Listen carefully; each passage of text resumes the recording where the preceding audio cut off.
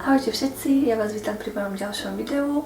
Toto video je na tému výbava pre nášho Viktora. Viktor nemá ešte vlastnú izbu, všetky jeho veci sú u nás v spálni. Tak začneme asi touto postielkou. Túto postielku sme kupovali v kamennom obchode Baby One.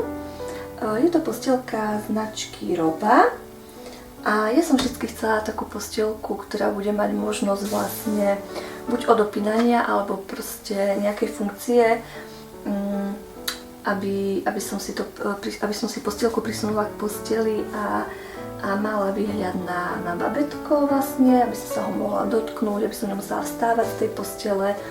Takže vlastne podarilo sa nám takúto postielku nájsť, som bola veľmi šťastná. Neviem, koľko už stála. Tuším tak do 200 €, viem, že bola v zľave, takže sme neváhali a išli sme ju kúpiť. A súčasťou tej postielky áno, bol vlastne matrác, mantinel okolo celej postielky, tento baldachín s takým srdiečkom a posteľné prádlo na perinu a na vankúšik. Takže to bolo v výbave. Tak a teraz vám ukážem vlastne bližšie, čo v postielke máme. Tak to vyzerá postielka. No, to je ten mantinel, sú nám obrázky pekné.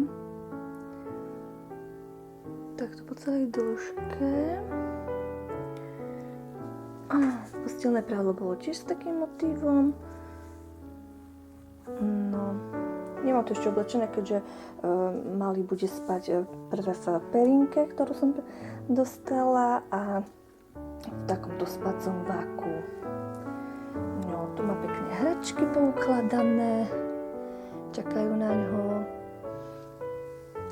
No, kolotoč hudobný, takýto pekný, som tiež dostala od mamky.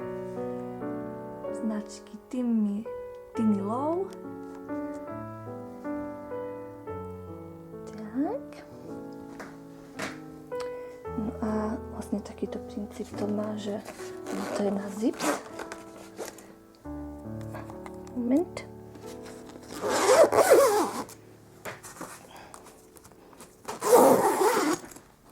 Takto sa to pekne zazipsuje, keď nebudem pri ňom vlastne v noci spať, že bude sám iba v postielke. Takže postielka je na kolieskách, dá sa pekne posúvať k posteli, od postele. Takže to sa mi na nej páčilo. A tak to vyzerá. Na stenu sme nalepili nejaké safari obrázky. Nech sa má na čo pozerať. Môžem vám ešte ukázať, ako funguje kolotoč. Má príjemné melódie. Vlastne sa to točí, oni sa potom aj okolo vlastnej osy otočia, áno, tak. No a vlastne na kolotočiku máte rôzne muziky, vtáčiky, príroda, klasika, uspávanky.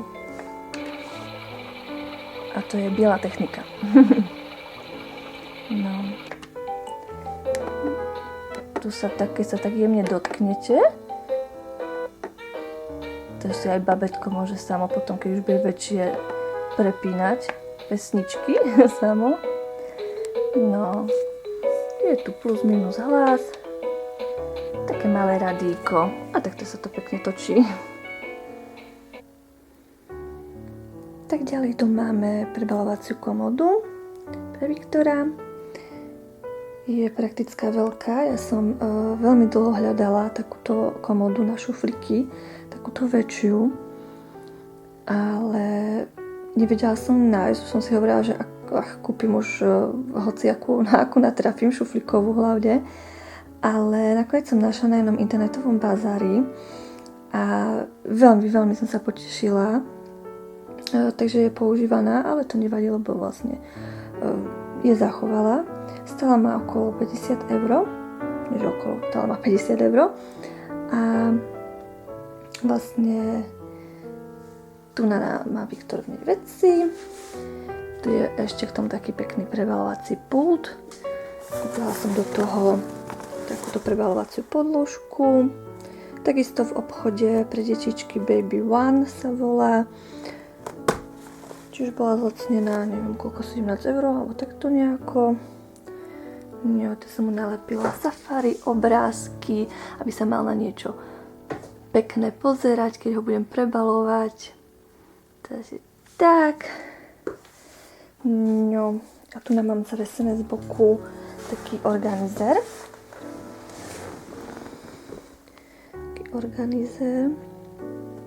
Kde má vlastne všetky veci, kozmetické veci, plienky, tak pekne poukladané.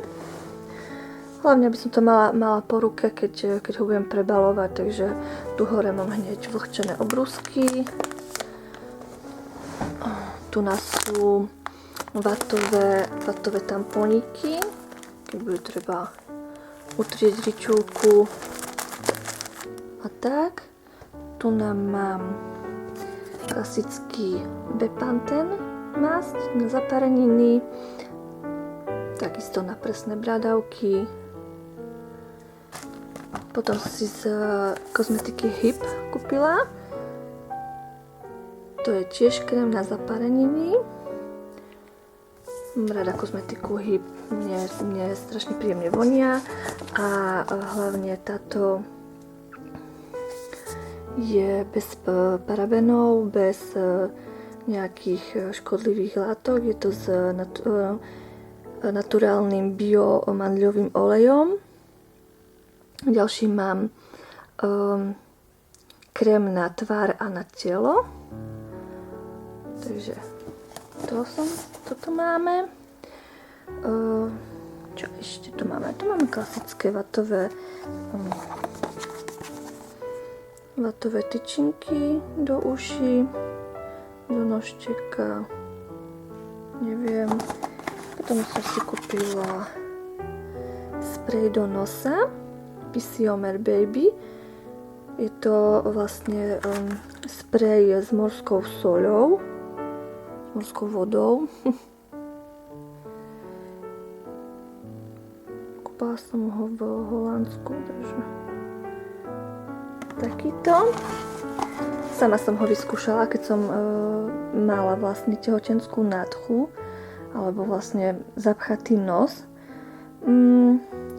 Môžem povedať, že no trochu mi pomohol, ale nenadlho, takže uvidíme, ako to bude pri malých babetkách. Myslím, že to bude fajn. Ďalej tu máme kefku na vlasky. My obidvaja s manželom sme vlasatí, tak a mňa po celú dobu tehotenstva pálila záha. A hovorí sa, že keď pálí záha, tak rastú vlasy dieťaťu. Tak celý čas sa smejeme s manželom, že sa narodí fakt vlasatý chlapec. Tak som zvedavá, potom vám dám vedieť, ako to dopadlo. Takže mám takúto kefku jemnú na vlásky, na tesanie. Čiže to som si kúpila naposledy. To sú sačky na plienky, také s vôňou. Aj keď mám takéto kôž na plienky. A kúpila som si ich do prebalovacej tašky, keď niekde budem prebalovať alebo na návšteve, tak aby mi nesmrdelo v koši, tak vlastne takéto osviežujúce voňavé sáčky na plienky. No, keď už sme pri tých plienkach, tak tu som kúpila takýto kôž na plienky. Má strašne dobrý princíp, ho ukážem. Takto. A tu sú naša matička musí asistovať mi. Sú vlastne šipky a v smere v tých šipiek vlastne otáčate a ona sa takto vlastne zamkne tam tá plienka, že vlastne nebude púšťať ten zápach vonku a tu sa potom ďalej ukladajú ďalšia plienka, takisto tak sa krúti celý čas. No, to praktické, máme takýto podobný kôž vlastne pre našu mačičku, takže sme sa rozhodli kúpiť takýto koš aj pre Viktora na plienky. No tak to zavrie, že áno, a nesmrdí. Takže to bol kôž na plienky. Tu máme za sebou plienok, bol naposledy v Kauflande akcia, takže som si pokúpila. Sú to všetko pampersy, to vám možno potom niekedy osobné video nahrám o pampers. Čo tu ešte máme? Tu sú asi plienky, tu sú vložky do podprsenky, vlastne pre kojace mamičky. Ja som si kúpila také od Penaten. Potom vám poviem, ako sa osvedčili, či sú OK. Ďalej tu máme teplomer detský.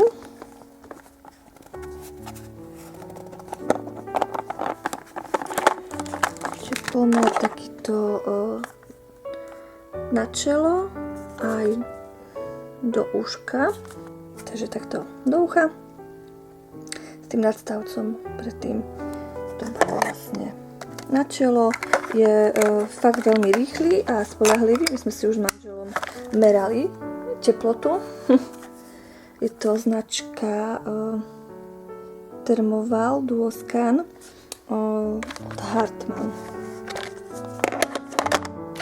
Takže takýto teplomer pre nášho Viktora. Ďalej mám som si kúpila cumliky, uvidíme, od NUK 06, také pekné dizajnové.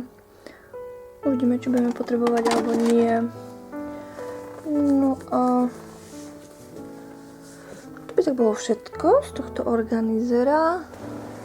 Ešte tu hore mám vlastne obyčajné vreckovky na utretie soplíka, no ričky, hocičoho. No a tu mám poukladané vecičky. Tu už mám prichystané vlastne do pôrodnice overall a vecičky. Tak to vyzerá poukladané. Hore mám plienky. Čiže takú zavinovačku som dostala od svokry. Deky, papučky.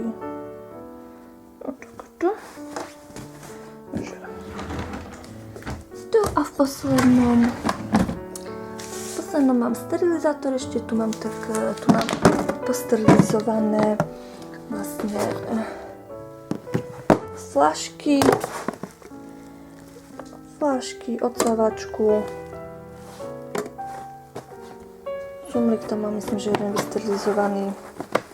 Takže to mám prichystané pre Viktora. No a po poslednom rade máme pre Viktora takúto hombalku. Je elektrická. Vlastne sa dá nastaviť na rôzne rýchlosti hombania. Takisto sú tam melódie. Má to pekne pásy na zapínanie trojbodové. Taká milá kačička je stále s nimi kačičkami. Ukážem, tu sa dá nastaviť vlastne rýchlosť, ako sa má hombať a melódie.